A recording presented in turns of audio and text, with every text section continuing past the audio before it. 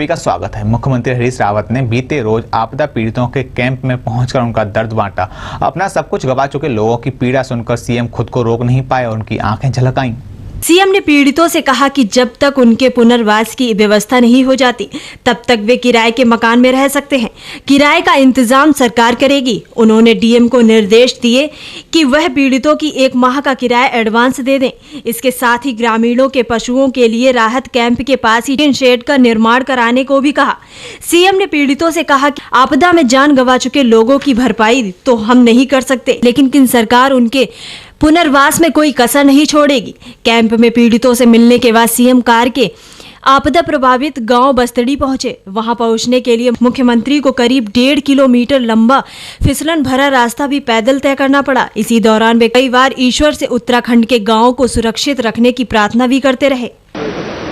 चुनौती मेरे लिए आगे के लिए बहुत है, क्योंकि कई गांव कई घर खतरे की जद में हैं और सरकार को कुछ न कुछ कदम उन गाँवों के लिए, उन घरों के लिए उठाने पड़ेंगे। मैंने जिलाधिकारियों को बता दिया है, जो काम ये फौरी तौर पर कर सकेंगे फौरी तौर पर करेंगे, बाकी जो है हम योजनागत तरीके से करेंगे। मेरी बड़ी चिंता है, 350 से ज़्यादा गांव हैं जो खतरे की जद में हैं और मैं चाहता था कम से कम एक 15, 20, 25 गाँव का भी विस्थापन प्रारंभ हो जाता, मगर उसके लिए भारत सरकार की अनुमति चाहिए। जहाँ बसाएंगे वहाँ बसाने के लिए ज़मीनें चाहिए, वो बिना भारत सरकार की अनुमति के नहीं मिल सकता, और कुछ धन भी चाहिए। चलो धन कम भी दें, कुछ हम करें, मगर जमीन तो भारत सरकार ही दे पाएगी। कांवड़ मेले के लिए पुलिस ने कमर कसनी शुरू कर दी है। त्रिशूल और लाठी डंडों के साथ आने वाले कांवड़ियों को उत्तराखंड की सीमा में प्रवेश नहीं करने दिया जाएगा। इसके अलावा डीजे बजाने पर भी प्रतिबंध लगा दिया गया है। कांवड़ मेले को लेकर 12 जुलाई उत्तर प्रदेश और उत्तराखंड प्रशासनिक और पुलिस अधिकारियों के बीच बैठक होगी। बीते रोज सीसीआर कंट्रोल रूम सभागार में पत्रकारों से बातचीत में हरिद्वार के वरिष्ठ पुलिस अधीक्षक राजीव स्वरूप ने कहा कि किसी को भी कावड़ के नाम पर कानून से खेलने की इजाजत नहीं होगी। उन्होंने कहा कि कावड़िए आए उनका स्वागत है, लेकिन नियमों का पालन करें। उत्तर प्रदेश सरकार की ओर से डीजे बजाने पर रोक न लगाए जाने के सवाल पर उन्होंने कहा कि उत्तर प्रदेश प्रशासन क्या करता है इससे हमें कोई मतलब नहीं, लेकिन उत्तराखंड में कानून सख्ती से पालन कराया जाएगा। एसएसपी ने कहा कि उत्तर प्रदेश के अफसरों के साथ प्रस्तावित बैठक में उनसे भी यात्रा को सुचारू बनाने में सहयोग मांगा जाएगा। एक नई पहचान, पवित्र रिश्ता और यह रिश्ता क्या कहलाता जैसे धारावाहिकों में अपने अभिनय का जादू बिखेरने वाले देहरादून के करण शर्मा जल्द ही शादी के बंधन में बंधने वाले हैं। इंडियन आइडल सीजन 5 की फाइनलिस्ट रह चुकी टियारा कर उनकी संगिनी बनने जा रही हैं। टियारा कर आशिकी जैसे धारावाहिक में भी काम कर चुकी हैं। मूल रूप से देहरादून के रानी पोखरी न्याय पंचायत के घमंडपुर निवासी करण शर्मा के पिता रिटायर्ड फौजी रामकिशोर सेमवाल ने भी खुशी जताते हुए करण और टियारा को शुभकामनाएं दी। छोटे पर्दे के कई लोकप्रिय धारावाहिकों में अभिनय से देवभूमि का नाम रोशन कर रहे करण शर्मा ने फोन कर बताया कि पिछले वह काफी समय से टियारा के संपर्क में है। उन्होंने कहा कि टियारा से मिलने के बाद मुझे लगा कि हम दोनों एक दूसरे के लिए ही बने हैं। तब मैंने अपने परिवार को इस बारे में बताया तो वे भी राजी हो गए। करण शर्मा ने बताया कि उन्होंने सगाई के बारे में ज्यादा लोगों को नहीं बताया, बल्कि कुछ दोस्तों और परिवार वालों की मौजूदगी में ही उन्होंने सगाई की है। बताया कि टियारा फिलहाल एक्टिंग में अपना करियर बनाने पर ध्यान दे रही हैं। शीघ्र ही वह शादी के बंधन में बन जाएंगे। करण शर्मा के जनसंपर्क अधिकारी हिमांशु शुक्ल, बहनोई नरेश उनियाल सहित परिजनों व रिश्तेदारों ने भी खुशी जताते हुए उन्हें भविष्य के लिए शुभकामनाएं दी हैं। केंद्रीय मंत्रिमंडल में आज हुए विस्तार में उत्तराखंड को भी अपना प्रतिनिधि मिल गया है। राष्ट्रपति भवन के अशोक हॉल में आयोजित शपथ ग्रहण समारोह में अल्मोड़ा से सांसद अजय टम्टा ने बतौर राज्य मंत्री पद की शपथ ली है। बता दें कि अजय टम्टा अल्मोड़ा जनपद से दलित नेता हैं।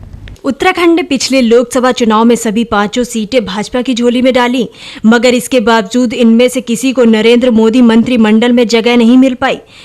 महत्वपूर्ण बात यह है कि राज्य में चुने गए 5 में से 3 सांसद भुवन खंडूडी, भगत सिंह कोश्यार और डॉक्टर रमेश पोखरियाल निशंक पूर्व मुख्यमंत्री भी हैं, मगर इसके बावजूद किसी को भी टीम मोदी में नहीं लिया गया।